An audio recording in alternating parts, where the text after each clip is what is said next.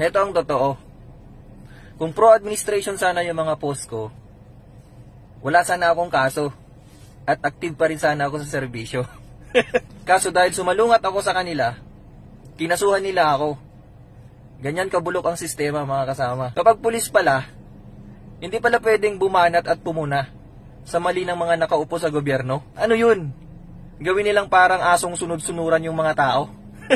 So kung pulis pala ako, wala na akong right to freedom of speech or expression. Nagpulis ako para maging pulis ng mga tao, hindi para maging aso-aso ng mga politiko. Pro-constitution dapat ang mga pulis, hindi pro-administration. Ang batas ay batas, ang mali ay mali.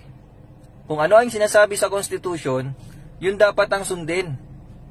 Hindi porke sinabi ng administration, susundin mo na agad. Check mo naman muna kung naaayon ba sa batas o hindi. Pulis, gagawin nilang aso-aso. Nako, hindi po pwede sa akin yan. Kaya nag-resign na lang ako, mga kasama.